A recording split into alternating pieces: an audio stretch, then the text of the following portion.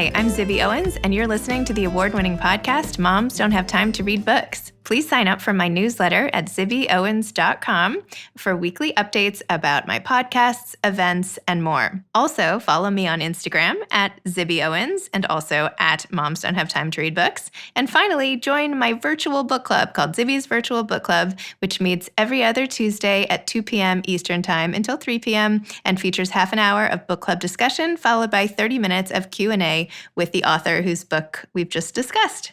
You can sign up on my website, zibbyowens.com, under the Virtual Book Club section, or even on Instagram under the link in my bio. I hope you'll find me in all these different channels and enjoy this podcast. Hi, everybody. So today, the sponsor for my podcast is my other podcast.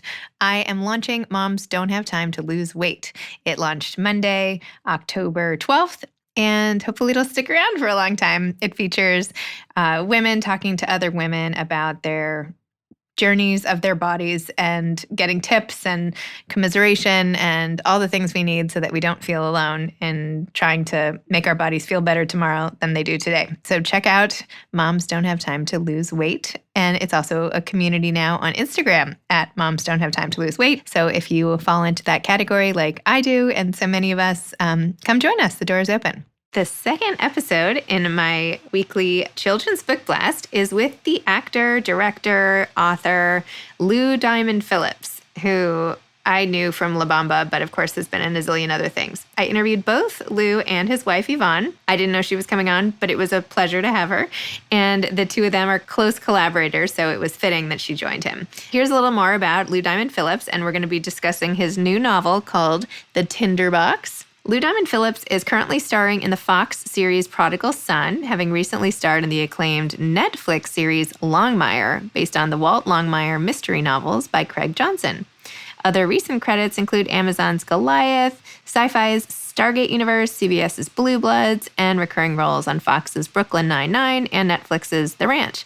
He received an Emmy nomination for Outstanding Actor in a Short-Form Drama or Comedy for his roles in both Amazon's Conversations in LA and History Channel's Crossroads of History. Recent film credits include Warner Brothers' The 33, Created Equal, directed by Bill Duke, and Sundance Festival favorite Philly Brown, for which he was named Best Actor at the Imagine Awards. As a director, he has recently helmed episodes of AMC's hit series Fear the Walking Dead, Longmire, and ABC's Marvel's Agents of S.H.I.E.L.D. As a writer, Phillips has co-written the screenplays for Trespasses and HBO's Dangerous Touch. He wrote the Miramax feature Ambition. He recently produced his play Burning Desire, a romantic comedy in 2 acts, which received its world premiere at the Seven Angels Theater in Waterbury, Connecticut. Phillips, I'm still going here. Phillips was also asked by his good friend, novelist Craig Johnson, to write the foreword to his collection of short stories called Wait for Signs. Originally born in the Philippines, Phillips was raised in Texas and is a graduate of University of Texas at Arlington with a BFA in drama. Drawing from a lifetime of work in the film industry, Lou used his screenwriting experience in order to write an original science fiction novel called The Tinderbox, Soldier of Indira. It is his first novel, inspired by a reading of the famed fable of the same title by Hans Christian Andersen. And now we will hear all about it.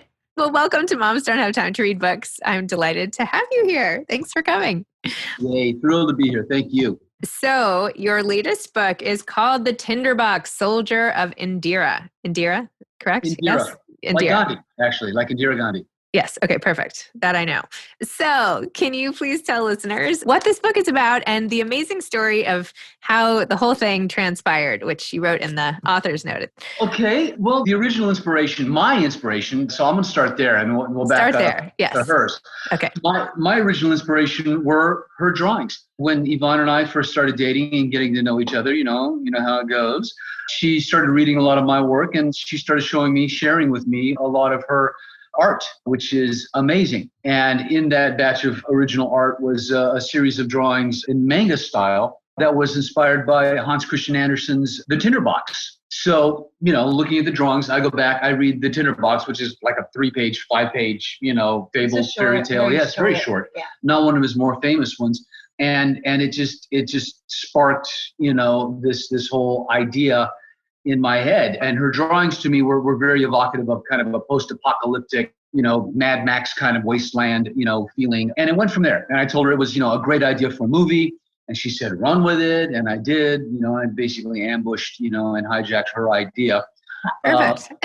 Yeah. And kept going back to the source material because as I've said in other interviews, I've always been a fan of art that begets art. West Side Story from Romeo and Juliet, a book called Grendel by John Gardner that was, the bad guy's point of view of Beowulf, which is really hard to understand. I understood Beowulf a lot more after I read Grendel. And just thought let's create this fantasy sci-fi world. And it's not that sci-fi jumped out at me, it's that originally we thought it would be a good movie, and Game of Thrones hadn't happened yet when we first started this process.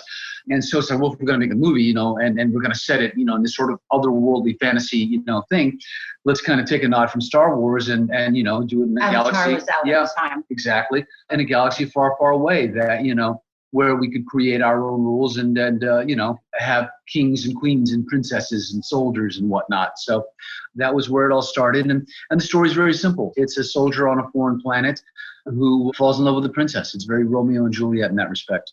Amazing. And Yvonne, how did you feel about what happened to the drawings after the beginning? Well, my original concept was not sci-fi or whatever the world this is. I basically started drawing it back in the 90s because I was really into the manga comic book style. And this is before the internet was available. So you couldn't Google images or just go to the store. It wasn't readily available. I remember that time of life. I understand. Yeah. So you go to the comics shop and you order something from a catalog and wait 6 to 8 weeks for them to order it. And so I decided I was going to create my own content. And I'm not a writer, and I'm very familiar with fairy tales. I'm from Germany. I grew up there, and a lot of Grimm's and Hans Christian Andersen and all those stories that I grew up with, that I took one of the lesser knowns because, we know The Little Mermaid and we know all the, so I went, okay, I'm going to go a little bit lesser known. And I started animating a story that was already out there and in the manga style. And he says it's kind of post-apocalyptic, and it was, but it was definitely not outer space. It was earthbound. It was, still witches and princesses and, maybe more Game of Thrones fantasy, earthbound, not outer space. I'm sensing a little discord here. So when he took the idea and said, I'm going to write a screenplay, I basically washed my hands of it. I'm not going to animate or draw or illustrate a screenplay. And that was pretty much do whatever you want with it. Take the story. It's kind of a cool story. Expand on it. Do what you got to do. I thought I was finished with it. And now here we are. Yeah, that's just it. It took on a life of its own. It really evolved. It kind of took over. And I think people have to understand that this has been a 10-year process. Mm-hmm. The father of the hero is King Raza the 47th. And the reason he's King Raza the 47th is because I was 47 when I wrote the screenplay, And so we write the screenplay and it's fantastic. And I'm very happy with it. She's very happy with it. Yeah. And then we realized this is going to be really, really expensive. And nobody is going to let, me direct it and us produce it. And, we probably, make a little money, by selling it. But it's like that wasn't really what we wanted to do. It started out as a project for the two of us. And there was always the thought, to novelize it, just as part of the whole world, if you will. And then Game of Thrones happens. And my manager, J.B. Roberts, says, well, write the novel. At the very least, you've got that. And then, if you sell the rights or whatever, you've created the world. And so now, I kept bouncing ideas off of, Yvonne and checking in with her on plot and just an overall feel for it. And, went about the process of actually writing the novel and creating the world in more detail so that even if it gets bought out from under us, this is what it looks like. We've established that. I love how your manager is just like, yeah, just go ahead and write the novel as if that's like not a big deal. Like that's what there are like thousands and millions of people that's all they want to do in their whole lives is like sell the one novel. Yeah, it's interesting because it's easier said than done. And well, it took me 10 years because the day job kept working out. I kept acting and getting a job. eventually got to the point where I could, do a film or a TV show and write at the same time. But it wasn't as if I could devote 8 hours a day to writing like, novelists who do this for a living are. And I think the reason that JB recommended that is because I've written a bunch of screenplays. I've written screenplays that haven't been produced. I've written screenplays that have been produced. But whenever I've decided to write something, it gets done eventually. So he knew that, I would do it, that it wasn't a frivolous suggestion. It just took a while. And I think what's interesting is that speaking of the collaboration, I really painted her into a corner. I mean, I stole the idea. She'd wash her hands of it. And then I wrote a novel, and it's like, okay, illustrate this. And there's all this stuff in there that wasn't her idea, wasn't what she imagined she would be doing. This is like how we learn the meaning of compromise in a marriage, right? And communication. And communication. Yeah, I think it turned out that we did compromise because I ended up going back to really old school vintage sci-fi, more, Flash Gordon, Barbarella, as opposed to the high-tech sci-fi that we see in Blade Runner and that today. So I still took my fantasy world and kind of did a big mishmash of everything else and tried a few new things that I wasn't as comfortable with and, pushed the boundaries here and there up for myself.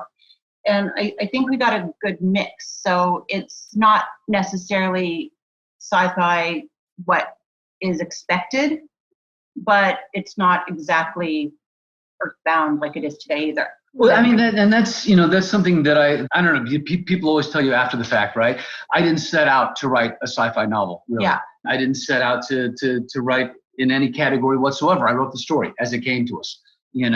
And now people go, well, it's sci-fi, and it's YA. It's YA. Oh, is it really? Okay, great, wonderful. My heroes, are teenagers. They're 19 and 17, I think, or 19 and 18. And so, I guess that makes it YA because it is very much a Romeo and Juliet story. But that wasn't the point. I didn't set out to fit into any particular genre. And I think ultimately what happened with Yvonne's artwork is also a hybrid, which I think is wonderful because it certainly has that feel, like the original Hans Christian Andersen drawings, but also, a bit of Charles Vess and a bit of the Tennille drawings from Lewis Carroll and, and Alice in Wonderland. Yeah. But there are those touches of not only that really cool retro steampunky kind of sci-fi, but a graphic novel sensibility as well. So I think people will really, and she had to draw creatures that I made up. I don't draw creatures. I don't draw spaceships. I'm reading the original Lewis Carroll Alice in Wonderland to my daughter, who's 7. And I was reading it and I was like, I don't know if this came across my desk, if I would even cover this. Like, it's weird. Do you know what I mean? It's a funny story. Like, who thinks of these things? And there's less rhyme or reason in that book than probably any other book and all the different ways that it goes off. And yet it's a classic and it's amazing. And there's I don't know, there's just no science to writing and things just take off and then they become successful and there's no formula. Really, I mean. Well, exactly, and the truth of the matter is that's one of the biggest criticisms. It's too formulaic, Well, right. Yes, exactly. So, if you're going to be original and you're going to do something, then you kind of have to follow your heart, and obviously there are certain ground rules and some fundamentals when it comes to writing, and you apply those, but you just can't compare writers. I mean, Franzen is very different than my friend Craig Johnson, or my friend Chris Bohjalian. Both of those guys are different from one another. Their styles are different. I mean, Chris Bohjalian, his style will change depending on his subject matter, which I think is just amazing. I mean, his depth and breadth of research and the worlds that he creates is wonderful. And by the way, both of those guys were instrumental in us getting to the finish line, with this book. I mean, I was doing the series Longmire when I really started writing it in earnest as a novel.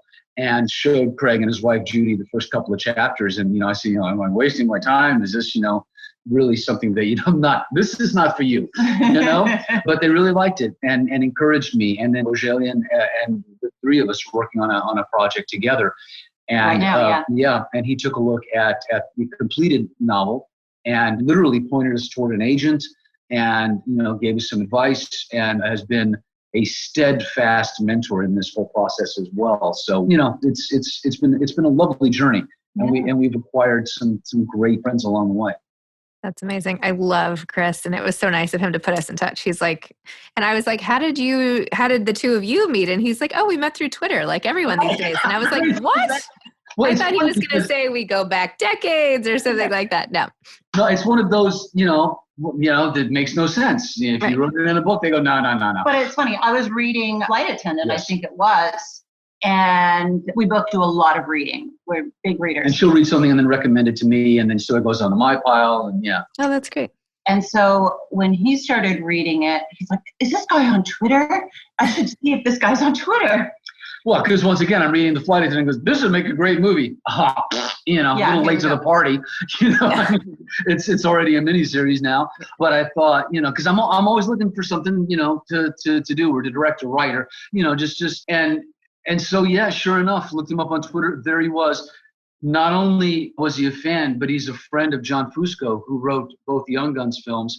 And John and I have stayed in touch over the years. And so it was one of those 2 degrees of separation. And we just happened to be going to New York within a couple of weeks of contacting him. Yeah, he was here. And so we had lunch. Yeah. And one thing led to another. And, that's how we're working on a project that we're actually in the process of adapting one of his novels, once again, for a miniseries. And he wanted to take a look at some of my writing because it was like, here, can we do this together? That's so great. It's wonderful. Having a mentor is so important. And it's so funny because you wouldn't think, look how accomplished you are in your professional life. And yet you need a person or two just to be like, yeah, you're doing okay. It's so fun. But it's when you're trying something new. Yeah, no, it's true. It's 100%. I don't think you can assume to be, a champion at everything you try. But my whole career has been defined by, jack of all trades kind of thing.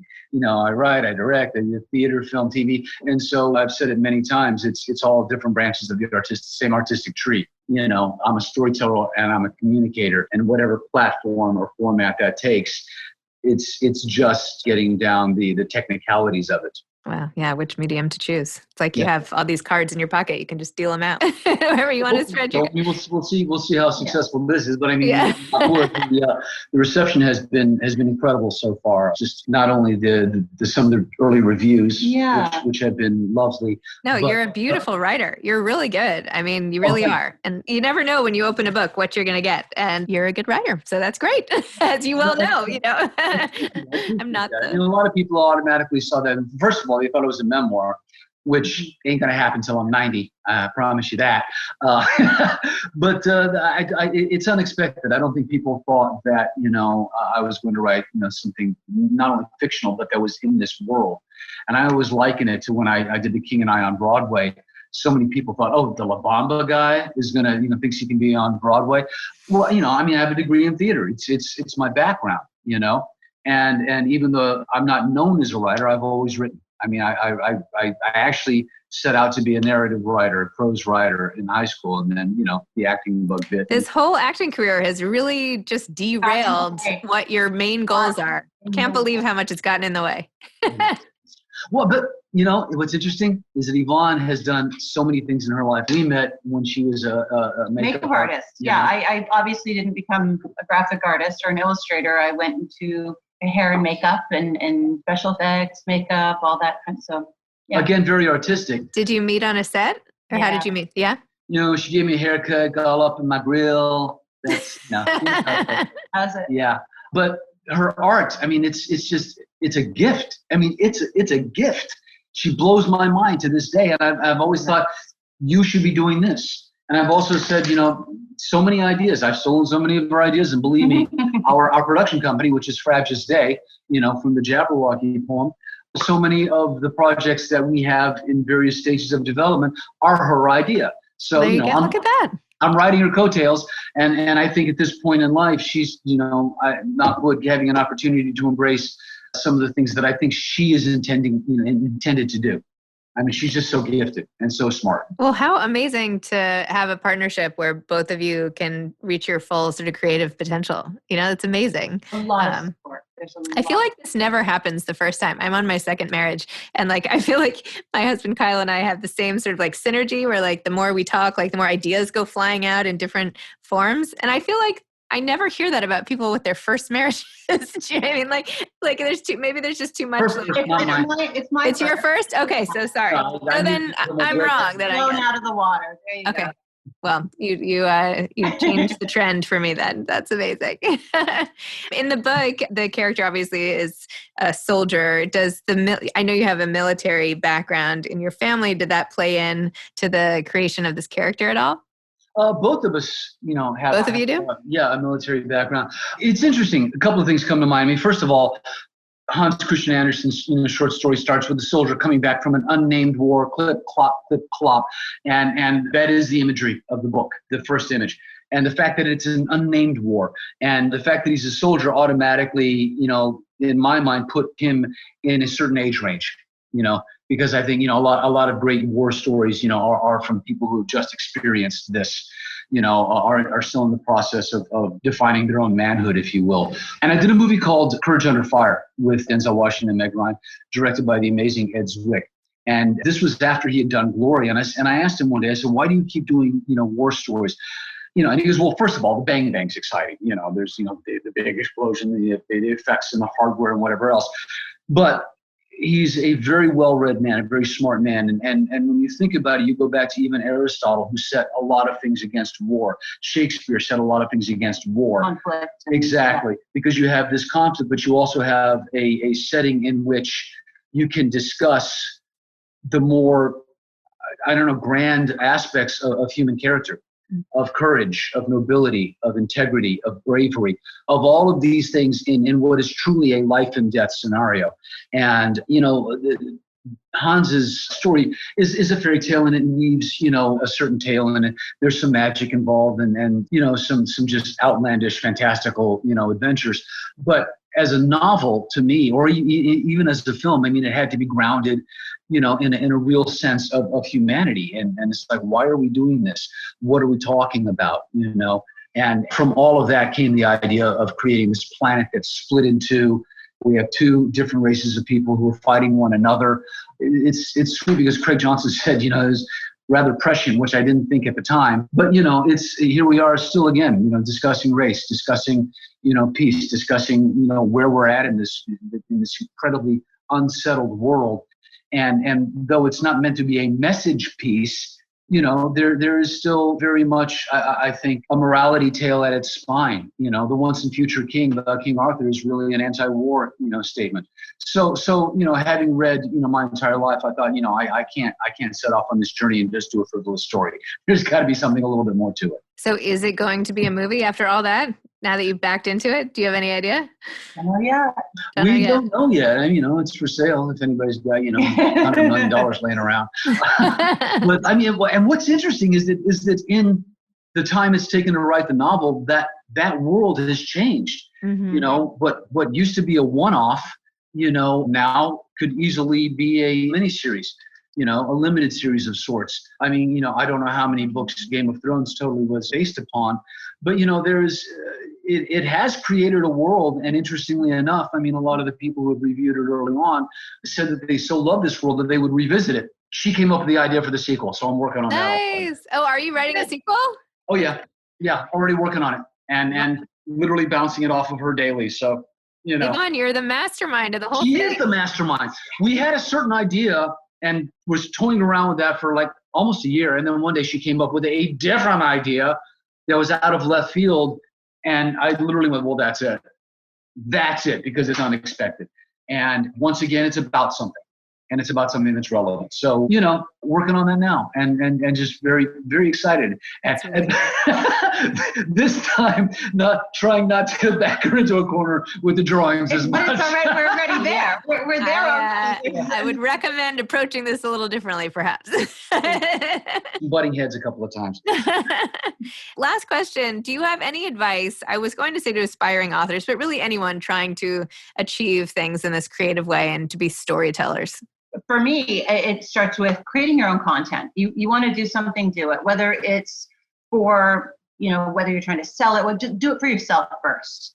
And somehow put it out there in the universe and something will happen, even if it's many, many, many years later. Well, but that's the point. That would go toward what I have to say. And I've said this to young actors, and that's never quit. You will never get an opportunity if you quit. Keep doing it. Yeah. You never know what heights you're going to rise to. I mean, when I set out, I just wanted to be a working actor.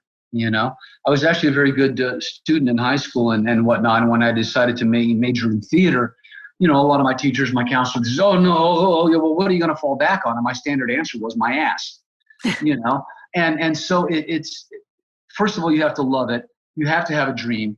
But then the thing that so many people, and I hate to say, so many people who have this sort of overnight success, American Idol mentality, it takes work.